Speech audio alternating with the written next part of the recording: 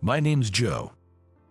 This was after a casual drink with my colleagues at the end of the workday. I think it was a little past 8 o'clock at night. Just as I was about to enter the convenience store near my house, a young girl came out there. The smell of shampoo wafting from her hair was so incredibly strong that I half turned my head and followed her with my eyes. Sure enough, I knew her. She lived in the apartment building across from mine. Though we had never spoken, we would give each other a nod if we happened to see each other in front of our apartments. She had a short haircut with a little flip at the ends. I'm not great at understanding women's hairstyles, but it seemed to be called a mullet hair. I thought she was a college student, probably in her early 20s. She wasn't flashy, but had a kind of soft, approachable, and cute face. Usually, she was well dressed, but that night, she was in a tracksuit unusually. She staggered down the street at night, weighed down by the plastic bags she carried in both hands.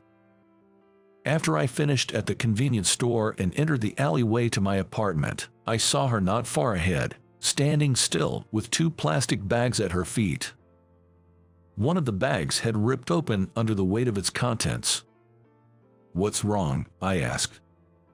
When I called out, she looked up at me with a pleading expression. "It's just heavy." Following her words, I looked at the bags on the ground. Each bottle contained 4 2-gallon of mineral water, 8 in total. I thought it was a rather hefty purchase and decided to lend a hand. "I'll carry half of it. You live in that apartment building over there, right?" "Yes, but are you sure?" I assured her it was no problem, although I was a bit bothered by the overpowering smell of her shampoo. As we walked along carrying the bags full of water bottles, I asked about the situation. About an hour ago, she had been using the shower at home. Just as she started washing her hair with shampoo, the hot water stopped.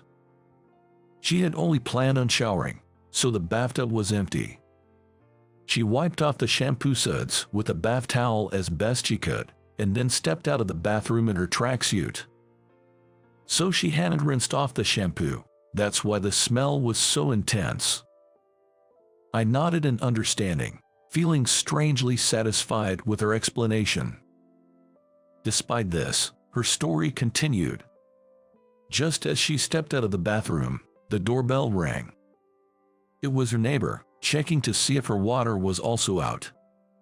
It turned out the water was out in all the apartments, and everyone started making a fuss. Someone called the property management company who managed the building. When they came to check, it turned out to be a problem with the water tank.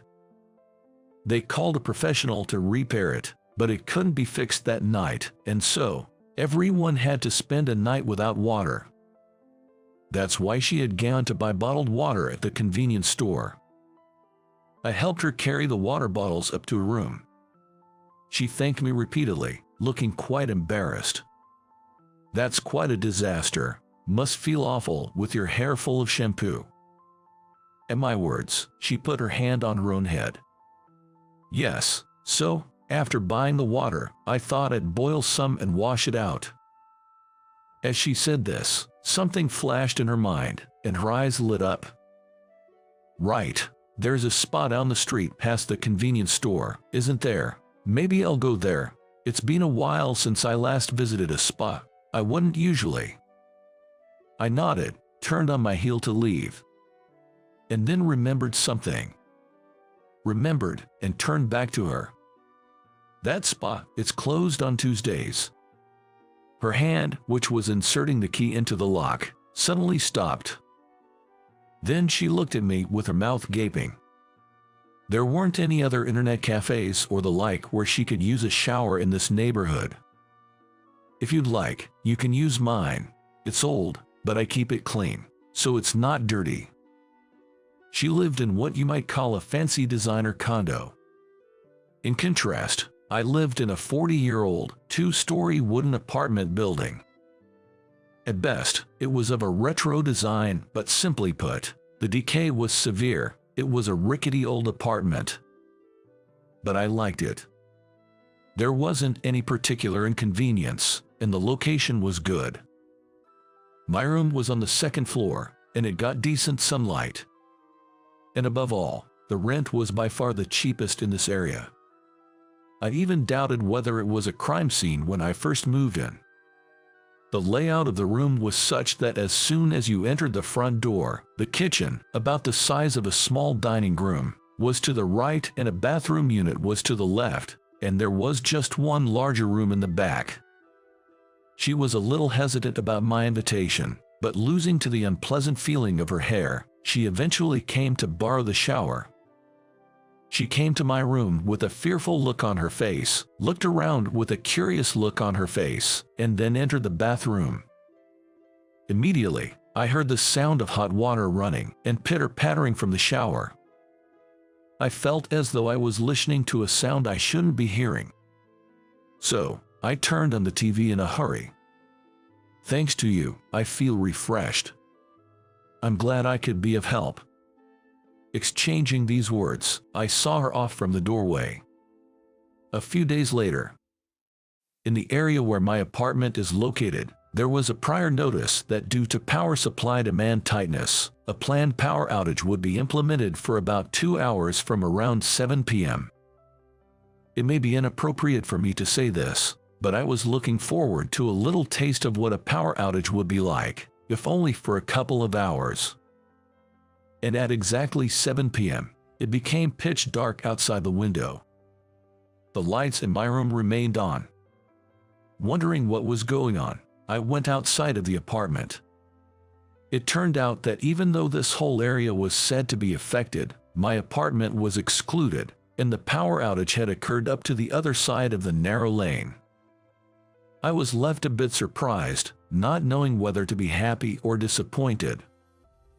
Then, she came out of the condo across the street, which was affected by the power outage. When I greeted her, she also bowed her head, saying, "Thank you for the other day." And then she sighed and said, "It's a power outage this time. It's so annoying, and I have an exam tomorrow."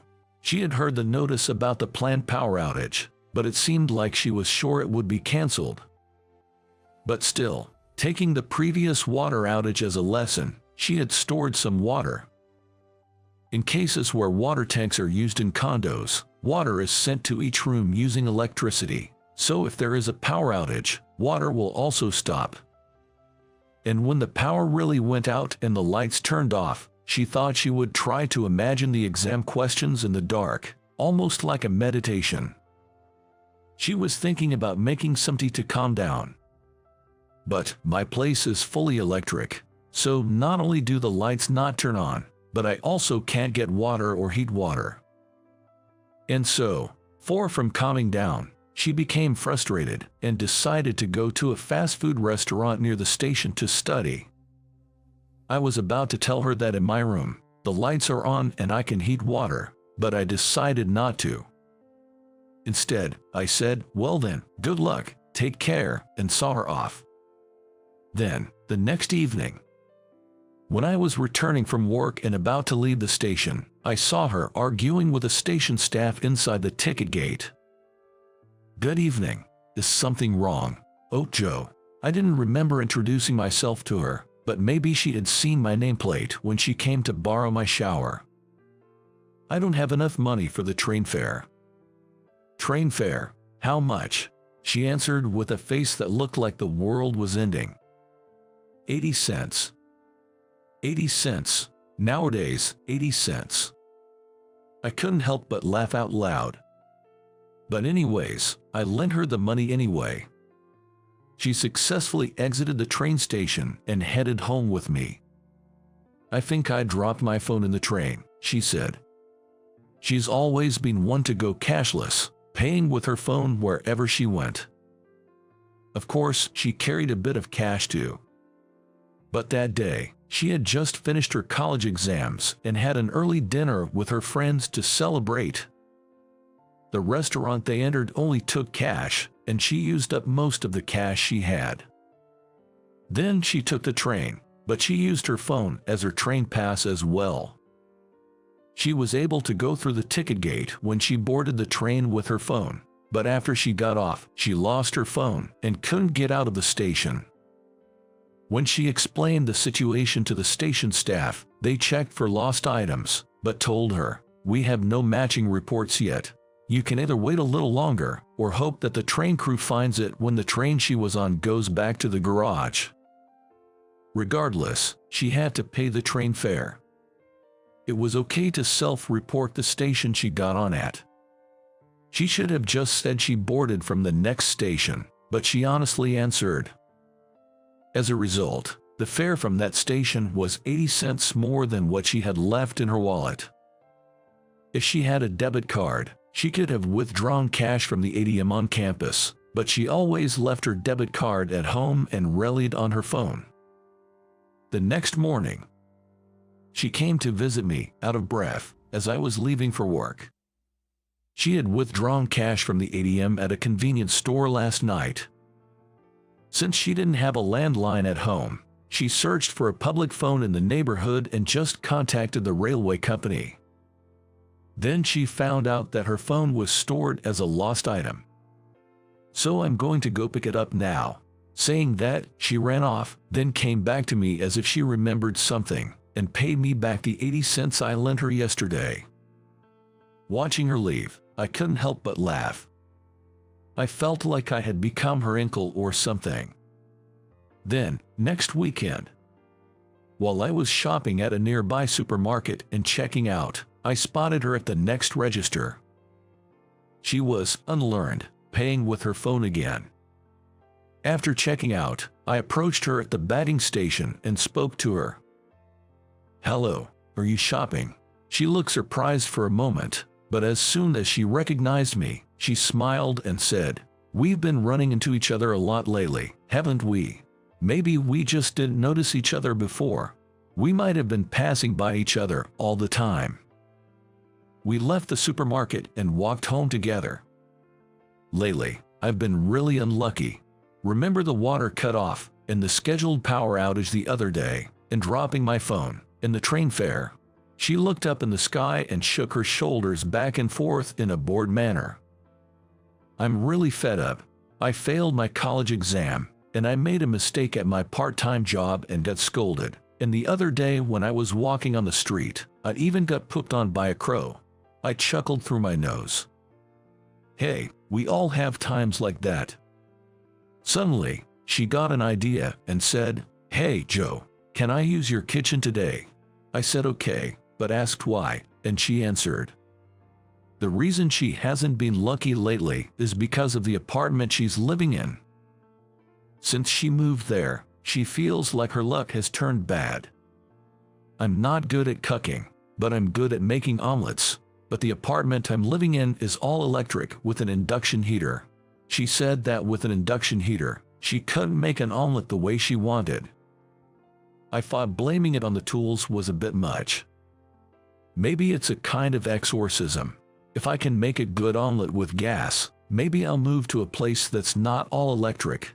I didn't expect the word exorcism to come out of her mouth. Sure, why not? Give it a try. I'll taste it for you.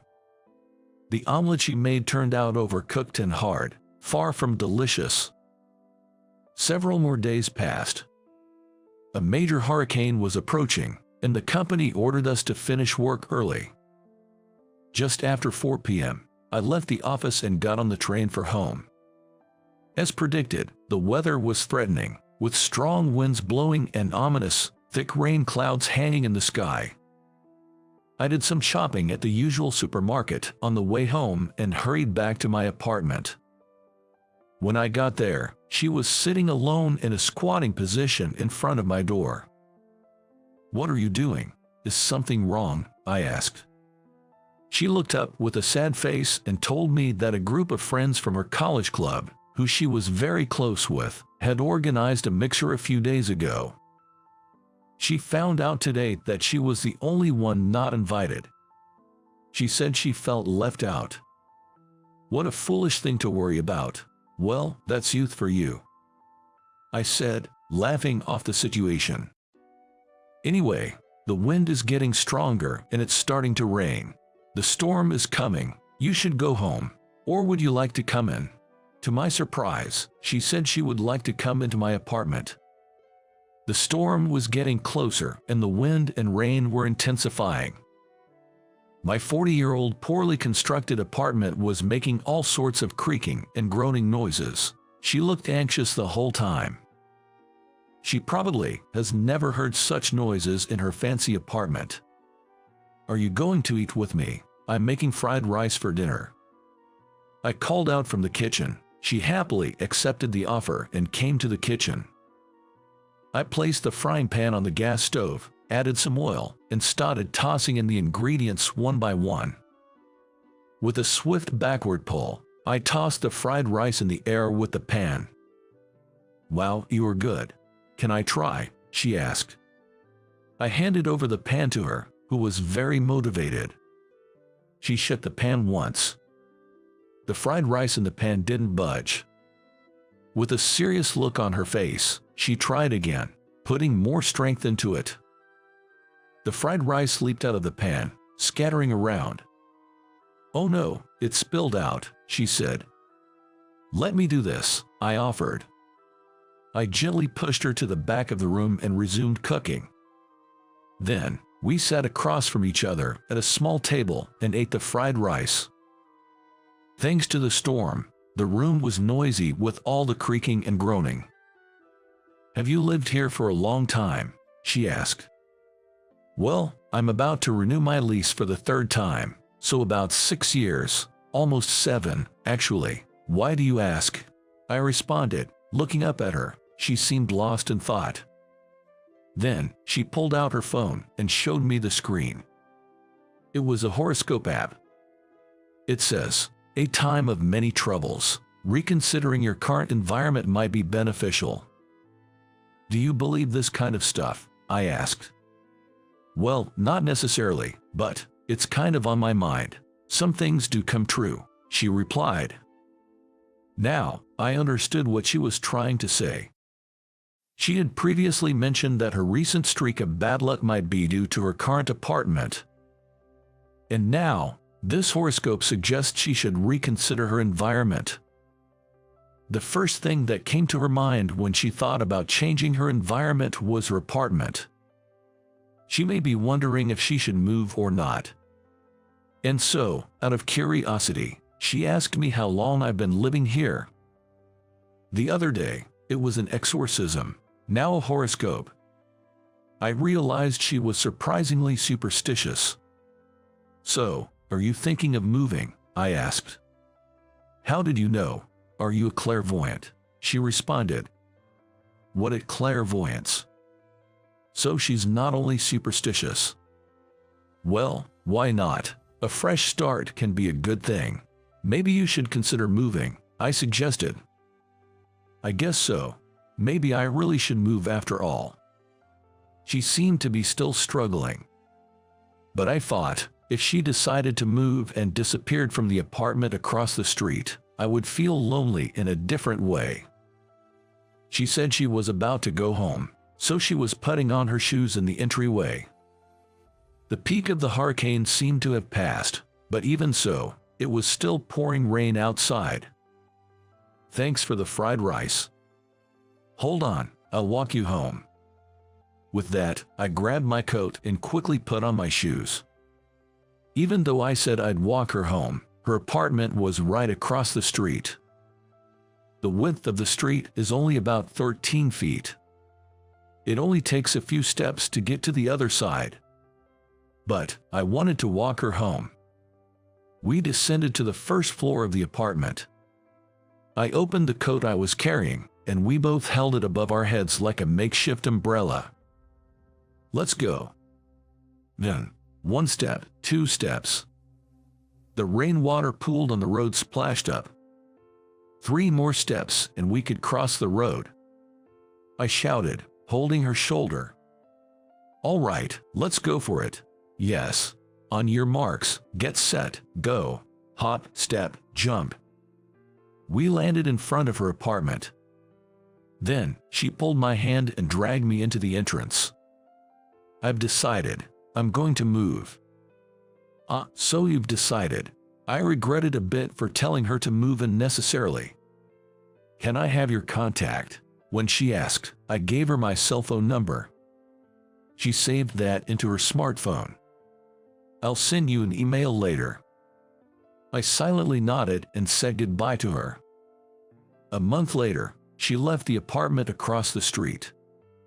I thought I would feel lonely not seeing her face anymore, but that was not the case.